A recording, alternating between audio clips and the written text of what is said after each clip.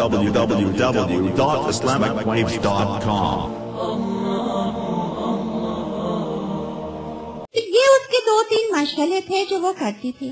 اس سے ایک خواب تھا جس کی وجہ سے اس نے اتنی محنت کی تھی, اور ایجوکیشن اینڈ سائنسز میں اس نے پھر اس کے بعد برانڈائز یونیورسٹی سے ماسٹرز اور پی ایچ ڈی کیا cognitive neuro science and education میں. اور اس کی جو تھیسس تھی نا, اس کا نام تھا لرننگ بائی امیٹیشن. یہ جو لوگ کہتے ہیں کہ وہ نیورولوجسٹ تھی, نیورو سرجن تھی, وہ نیوکلیئر فزسسٹ تھی, ایسی کوئی چیز نہیں تھی. اس کی تعلیم جو تھی, اس کا جو ایک خواب تھا وہ یہ تھا کہ پاکستان, وہ کہتی تھی پاکستان کا جو مسئلہ ہے وہ بھی اس کا حل جو ہے وہ نظام تعلیم میں ہے. اگر ہم اپنی سوچیں بدل لیں, ہم اپنے نظام تعلیم کو ایسا کریں جو ایفیشنٹ ہو, جو کم وقت میں زیادہ سب کے ذہن میں آئے اور انجوائے بھی ہو. اور تیسری چیز جو اس کی تھی, اس نے ایک نظام بنایا تھا 10 سال کا. اس وقت تو پڑھا نہیں تھا, یقین جانے اکثر دکھاتی تھی, چھوٹی بہن تھی, اتنا کر رہی ہے, یقین جانے نہیں وہ کیا تھا. لیکن اب جو دیکھا ہے تو اس میں پتہ ہے کیا خاص بات تھی. آپ حیران ہوں گے کہ اس پورے نصاب میں, پورے 10 سالہ نصاب میں کہیں اسلامیات کوئی سبجیکٹ نہیں ہے. اسلامیات ہے ہی نہیں. میں بڑی چونکی, میں نے اس میں دیکھا ایکسپلینیشن اب وہ کہ یہ سبجیکٹ کیوں ہے. اس نے اتنا واضح طور پہ لکھا ہے کہ اسلام جو ہے, اسلامیات جو ہے, یہ تو ایک مکمل ضابطۂ حیات ہے.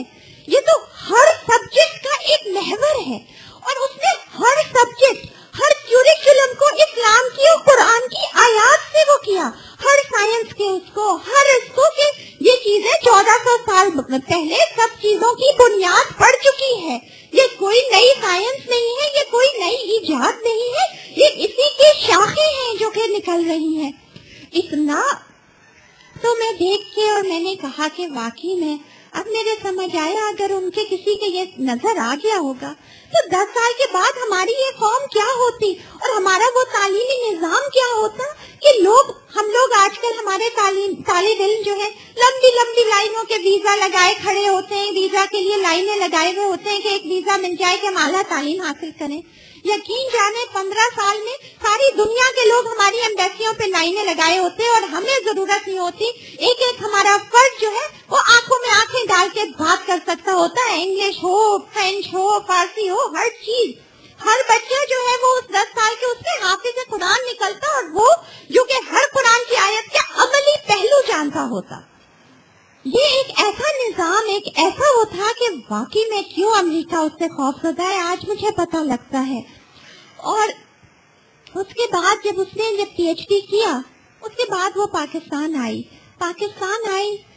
میرے خیال سے مشکل سے 6 مہینے نہیں رہی, اس کے والد کا انتقال ہوا, کچھ واقعات ایسے ہوئے, وہ اسلام آباد جا رہی تھی, امی کی جیسے ہی عدت پوری ہوئی اسلام آباد جا رہی تھی اپنے 3 ننھے بچوں کو. ان گڑیوں کے بعد یہ بچے اس کی دنیا تھی, اس کی سب کچھ تھی, اس کی جان, اس کا سب کچھ ان ننھے بچوں کے اندر تھا. مجھے پتا ہے کبھی اس کا شوہر ایک تھپڑ بھی مار دیتا تھا بچے کو, تو وہ تڑپ جاتی تھی, بلک جاتی تھی, میرے پاس لاتی تھی کہ پلیز اس کو آپ رکھ لیں, اس کو وہ مارتا ہے, یہ روتا ہے. تو مطلب میں آپ کو کیا بتاؤں, اور ہر ماں ہی اپنے بچے کو وہ کرتی. 3 ننھے بچے, احمد 5.5 سال کا تھا, مریم 3.5 سال کی تھی, اور سلیمان ننھا سا گود میں تھا 6 مہینے کا. اس وقت اس کو وہ گھر سے نکلی ہے, واپس گھر نہیں آئی, اسلام آباد بھی نہیں پہنچی ہے. نہ جانے وہ کون سی گھڑی تھی, کیا تھا, وہ کہاں گئی, کس نے اٹھایا. اب تو بہت سی چیزیں سامنے آ گئی ہیں, بہت سے لوگوں نے اقرار بھی کر لیا ہے, آپ کو سب کو معلوم ہے.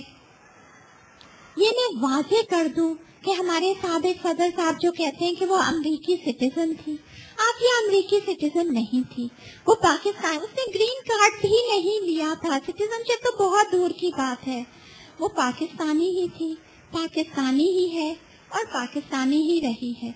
اور وہ اسلام سے اور اس سے پاکستان سے بے حد محبت کرتی تھی. شاید یہی اس کا جرم تھا. بہرحال ہمارے گھر پہ ہمارے گھر پہ امی اکیلی تھی. جب بھی والد کا بھی انتقال ہوا تھا, پریشان بھی, اور امی اکیلی تھی گھر پہ. میں امریکہ میں تھی, میرے بھائی بھی امریکہ میں تھے. آپ یہ جب گئی ہے 1 گھنٹہ نہیں گزرا ہے کہ گھنٹی بجی ہے اور چند لوگ آئے ہیں اور انہوں نے امی سے کہا ہے کہ تم نے خاموش رہنا ہے, نہیں 4 لاشیں تمہارے دروازے پہ پڑی ہوں گی.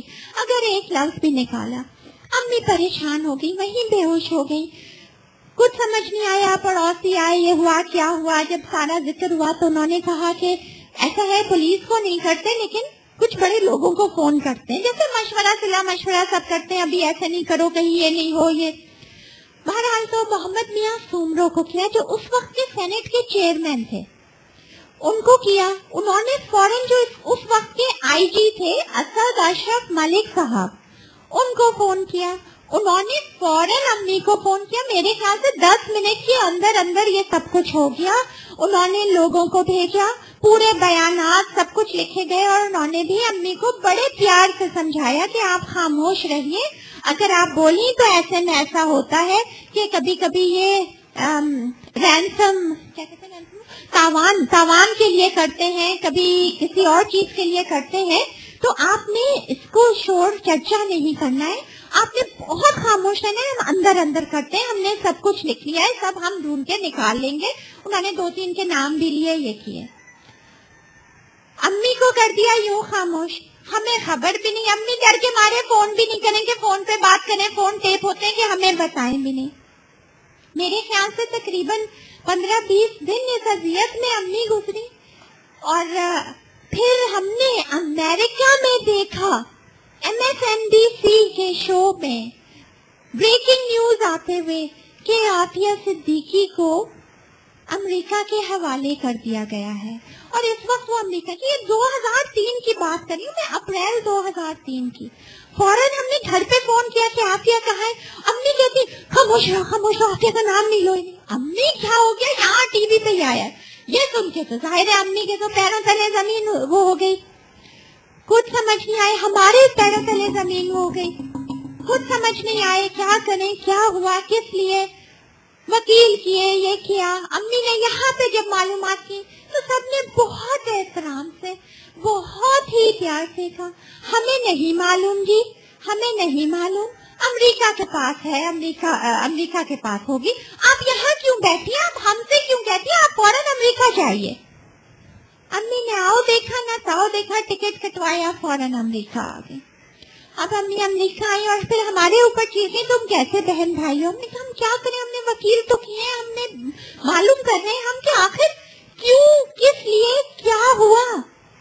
تو ہمیں مقدمے میں واشنگٹن میں مقدمہ ہوا, وہ جو ان کیمرہ ہوتے کلوز, وہ پورے کالے ٹیپ لگا کے یہ کہ آپ باہر کوئی بات بھی نہیں کہہ سکتے ہو, اس کے اندر ہم سے کہا گیا کہ دیکھیں آپ اگر خاموش رہتے ہیں وی کین اشور یو, یہ ان کے الفاظ ہیں, حلفیہ الفاظ. وی اشور, FBI کا ایجنٹ, اس کا نام تھا مائیکل یٹر, کم از کم اس نے حلف پہ یہی نام بولا تھا. اور اس نے کہا we assure you she is alive and well, she has committed no crime, کہ اس نے کچھ نہیں کیا ہے.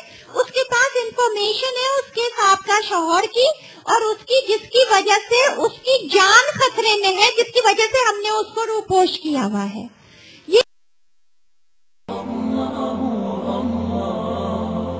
www.islamicwaves.com